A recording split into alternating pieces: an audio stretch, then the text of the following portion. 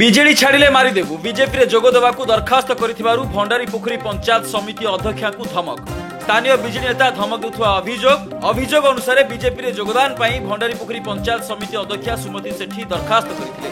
ଏଥିପାଇଁ ଗତ 2 ଦିନ ହେବ ବିଜୁ ଜନତା ଦଳର କେତେକ ନେତା ତାଙ୍କୁ ଦଳ ନ ଛାଡ଼ିବା ପାଇଁ ବାଧ୍ୟ କରୁଛନ୍ତି। ଏହାକୁ ପ୍ରତ୍ୟାଖ୍ୟାନ କରିବାରୁ ଅସାମାଜିକ ଲୋକେ ତାଙ୍କ ଘରକୁ ପଥର ମାଡ଼ କରିବା ସହ ଜାତିଆଣ ଆକ୍ଷେପ କରିଥିଲେ। ଏପରିକି ଦଳ ଛାଡ଼ିଲେ ଜୀବନରୁ ମାରିଦେବୁ ବୋଲି ଧମକ ଦେଇଥିବା ନେଇ ଅଭିଯୋଗ ଦର୍ଶାଇଛନ୍ତି ସ୍ଥାନୀୟ ଅଧ୍ୟକ୍ଷା। ଯାହା ଆସୁଥିଲା ଏକ ବଡ଼ ଖବର, ବିଜେଡି ଛାଡ଼ିଲେ ମାରିଦେବୁ ବିଜେପିରେ ଯୋଗ ଦେବାକୁ ଦରଖାସ୍ତ କରିବାରୁ ଭଣ୍ଡାରୀ ପୋଖରୀ ପଞ୍ଚାୟତ ସମିତି ଅଧ୍ୟକ୍ଷାଙ୍କୁ ଧମକ।